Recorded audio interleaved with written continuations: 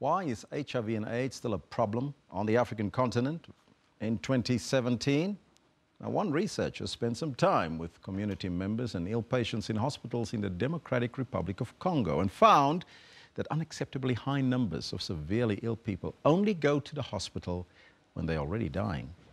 Last year, Doctors Without Borders Hospital in Cabinda and Kinshasa treated 2,500 AIDS patients.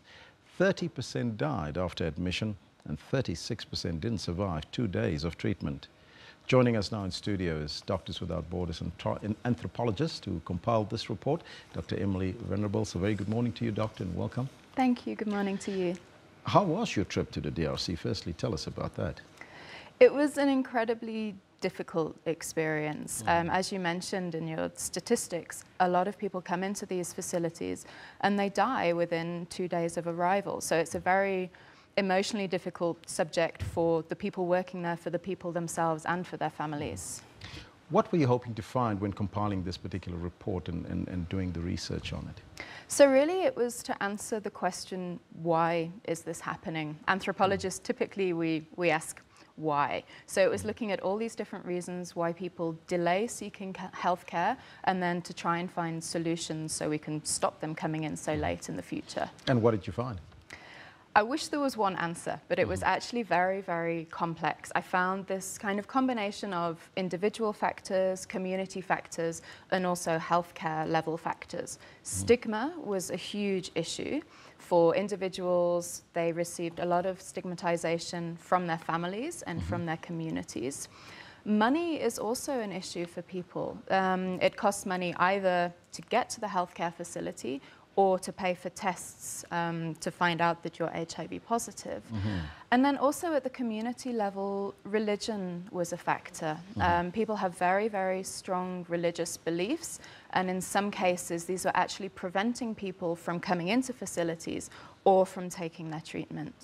Can you elaborate on the stigma still associated with HIV and AIDS, and why do we still have the stigma in 2017 where everybody's supposed to know about AIDS and HIV? Yeah. In Kinshasa, in Democratic Republic of Congo, it's very different from here. I noticed a lot of the stigma was because HIV is still, for people, it's still associated with death.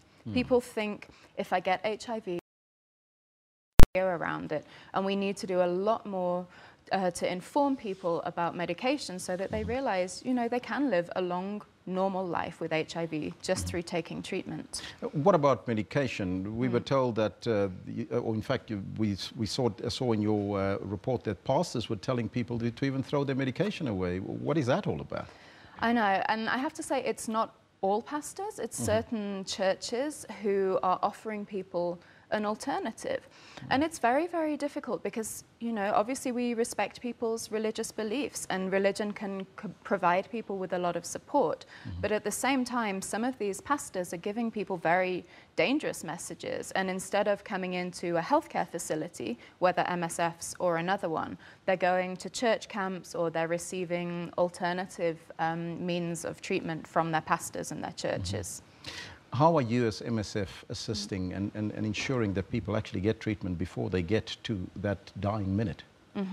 Yeah, it's a very good question. And in Kinshasa, as well as in other projects that we run, we work a lot with communities. It's always important that our work is located within communities. So taking HIV testing nearer to people, talking about HIV, ensuring people know where to go, and also training and mentoring healthcare staff so that doctors and nurses can recognize the signs of HIV earlier before it gets too late. This observation that you've done in DRC, is this an African trend, do you think, or do you suspect that this might be taking place on other countries on the African continent? I can only talk for the countries where MSF works and where they've done similar work, but definitely we're seeing similar trends in Kenya and Malawi at the moment, where people are waiting until this very, very late stage, and then it becomes more difficult to help them. What is the message that you would like to get out to people living with HIV and AIDS? Thinking about Kinshasa, it's really that if you come to a facility and become tested, there's no shame in it. Then there is treatment that can help people live a long, normal life. HIV in 2017 does not have to equal death. Some of your recommendations in the report?